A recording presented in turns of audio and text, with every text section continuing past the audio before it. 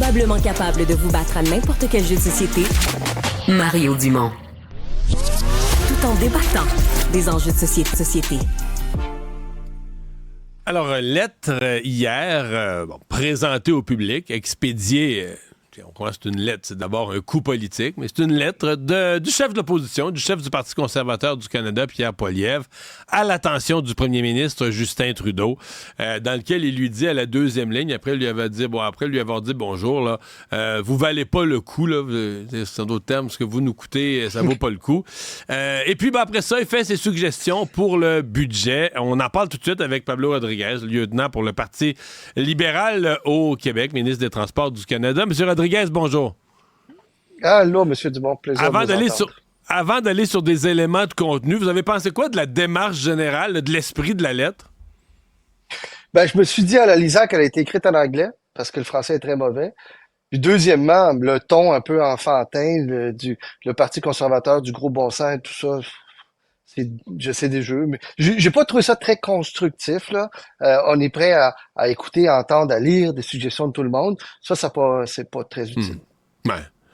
Dans les suggestions, il y a celle, là, peut-être la plus grosse, le contrôle des dépenses, là, que vous devriez arrêter d'emprunter, que tout dollar, selon les conservateurs, tout dollar qu'on va dépenser, investir dorénavant, il faudrait le couper ailleurs, il faudrait le trouver ailleurs plutôt que de l'emprunter. Vous répondez quoi à ça?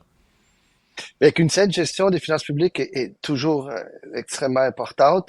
C'est ce qu'on a fait, essaie de faire également de notre côté, mais il va pas plus loin pour dire là où il couperait, parce que c'est très facile de dire, ben écoutez, si tu veux dépenser, il faut que tu coupes, mais est-ce qu'il va couper au niveau de nos jeunes? Est-ce qu'il va couper au niveau du logement? Est-ce qu'il va couper au niveau de la défense?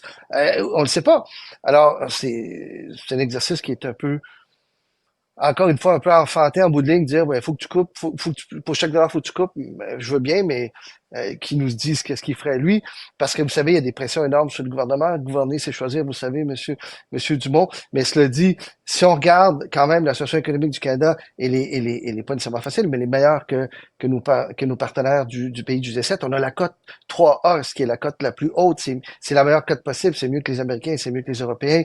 Le FMI prévoit que le Canada aura la plus forte croissance économique du G7 l'année prochaine, en 2025. On a du G7 le ratio le plus bas en termes de ratio dette, ratio PIB, pardon, dette des PIB. Donc, on n'est pas en mauvaise shape, là. Ça nous permet d'investir, ça nous permet d'emprunter, ça nous permet d'aider nos jeunes qui ont besoin d'un coup de pouce, que ce soit au niveau de nos enfants qui ont pas assez pour manger avant d'aller à l'école, que ce soit pour aider ceux qui ont besoin de logement, et ainsi de suite. C'est quoi l'idée de la tournée en cours, de la tournée pré-budget? Là? On a plusieurs observateurs qui disent on n'a jamais vu ça. D'habitude, on fait son budget, puis là, après ça, on peut faire une petite tournée dans les jours, semaines qui suivent pour aller détailler ce qui était dans le budget. Mais là, c'est tout un effeuillage, c'est tout un exercice sur plus de 2 semaines à annoncer tout ce qu'il va y avoir dans le budget. C'est quoi le but? Ben, c'est que dans un budget, il y a énormément d'éléments importants. Et vous savez, vous analysez régulièrement, probablement que vous allez faire l'analyse le jour du budget.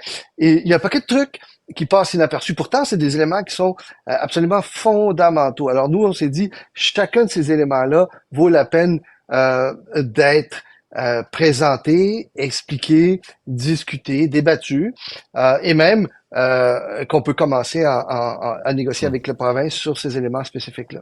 Vous avez parlé de négocier avec les provinces. C'est une chose qui a été retenue, là. Aujourd'hui, par exemple, c'est une annonce en matière de défense. Là, on est dans une juridiction pleinement fédérale, mais il y en a eu en matière de logement, il y en a eu sur des thèmes comme la santé, où on disait, mais là, le fédéral fait des promesses, annonce des programmes, mais il est à 2 pieds dans les compétences des provinces. Vous, comme ministre, vous êtes en charge là, des relations avec le gouvernement du Québec. Vous, ça vous met dans une position délicate, non? Ça me garde occupé, M. Dumont. Ah oui?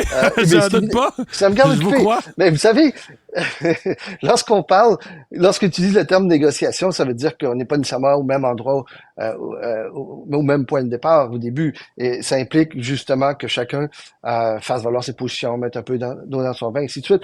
Il y a plusieurs éléments là-dedans qui sont partagés. Le logement, on a notre mot à dire là-dessus, c'est une compétence qui est partagée. On a des ententes très claires avec Québec. On a signé une entente il n'y a pas longtemps d'1,8 milliard. D'autres dans le passé. Moi, j'ai bon espoir qu'on enseigne dans l'avenir. Mais si vous regardez, M. Dumont, souvent, on commence à des endroits différents, mais on finit par s'entendre. D'ailleurs, M. Robert, je le disais l'autre jour en entrevue, que pas toujours facile, mais en bout de ligne, on est capable de s'entendre. Pourquoi? Parce qu'on représente le même monde. Moi, je suis élu par des Québécois. Le gouvernement de M. Legault est élu par des Québécois. On représente le même monde et on veut le bien. On veut un meilleur avenir pour ces gens-là, les mêmes personnes que l'on représente de part et d'autre. Donc, moi, je suis convaincu qu'on peut s'entendre. On a fait des ententes qui faisaient référence sur le logement, sur la santé, sur l'Internet en région, une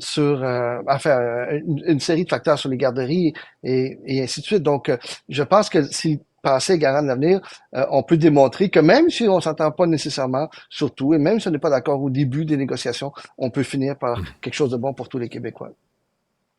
Dernière question, dans un tout autre esprit, comment vous avez vécu votre éclipse? Étiez-vous enfermé dans un bureau à travailler trop fort pour nous? Ben, vous avez pu vivre ça un peu? Je suis sorti dehors, on était tous dans le Parlement, je m'en allais à une réunion d'un comité du cabinet, mais là, tout le monde sortait pour la voir. On n'a pas eu la chance, je pense qu'à Montréal, vous avez eu l'éclipse complète. Oui, à Ottawa, non, à Ottawa, il n'y avait pas l'éclipse totale. Il fallait descendre plus proche, je pense qu'il fallait descendre à Cornwall, quand même à 1 heure et quelque chose. Ouais, mais ils m'ont pas laissé aller plus loin que ça, moi. Ils m'ont juste laissé dans la cour du Parlement. Vous avez pas mais on était là, c'est le fun parce que ouais, c'est ça, elle était longue de même. Mais c'est le fun parce qu'il y avait du monde de tous les partis, des employés de tous les partis. Fait que c'était cool. Pablo Rodriguez, merci beaucoup. Au revoir. C'est moi qui vous remercie. Au revoir, M. Dumont.